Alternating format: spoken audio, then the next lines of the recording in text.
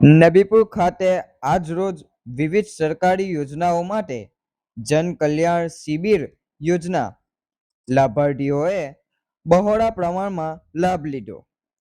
નબીપુર ગામ તેમજ તેની આસપાસની સ્થાનિક જનતાને વિવિધ સરકારી યોજનાઓ લાભ એક જ સ્થળે અને સરળતાથી મળી રહે તે હેતુથી નબીપુર ખાતે જન કલ્યાણ શિબિર નું વિશેષ આયોજન આજરોજ નબીપુર પ્રાથમિક કુમાર શાળા ખાતે કરવામાં આવ્યું હતું. આ શિબિર દરમિયાન સામાન્ય નાગરિકોને મૂંઝવતા વિવિધ પ્રશ્નો અને સરકારી યોજનાઓને લગતી કામગીરી એક જ સ્થળે પણ હાથ ધરવામાં આવી હતી, જેમાં રેશન કાર્ડમાં નવા નામ ઉમેરવા, કમી કરવા કે અન્ય સુધારાની પ્રક્રિયા, ગંગા સ્વરૂપા આર્થિક સહાય યોજનાના નવા ફોર્મ ભરવા તેમજ માર્ગદર્શન અપાયા.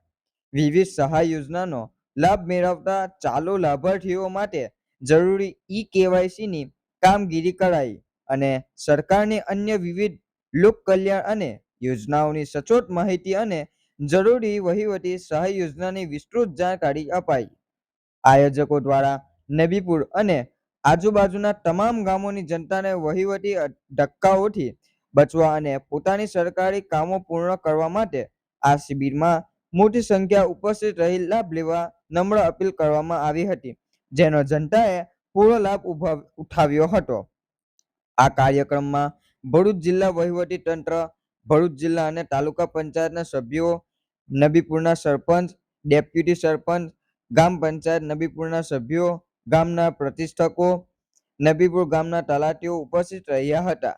આ કાર્યક્રમને સફળ બનાવવા બદલ નબીપુર ગ્રામ પંચાયતે તમામ વહીવટી તંત્ર અને પ્રજાનો આભાર માન્યો હતો. સલીમ કડુજી, નબીપુર.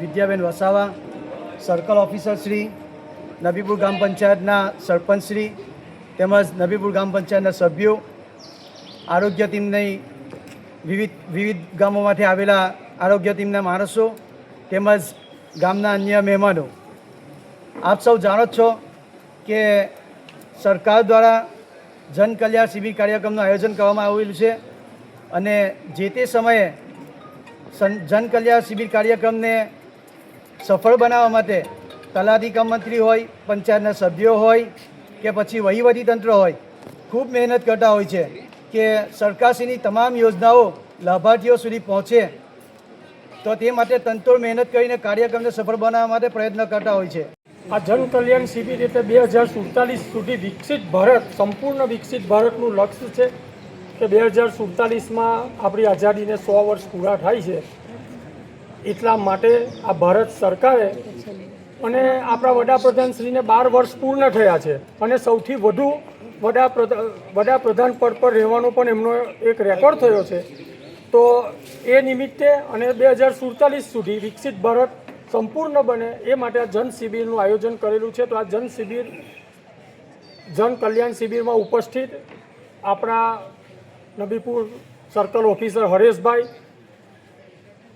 આપણે પારખેડ સીટના સભ્ય જનકભાઈ, સીટપોન સીટથી બહેન આવેલા છે, નબીપુર વિદ્યાબેન, આ ઉપરાંત ગામના સરપંચ બાલુભાઈ છે, દસુભાઈ છે તથા વિવિધ આપણા ગામના આગેવાનો સૌ અહીંયા ઉપસ્થિત છે. તો જન કલ્યાણ શિબિરનો મુખ્ય હેતુ એ છે કે સરકારની વિવિધ યોજનાઓ, સરકારે નક્કી કરેલું છે કે સર્વોદયથી અંત્યોદય એટલે છેવાડાના માનવી સુધી સરકારની દરેક યોજનાઓ પહોંચે.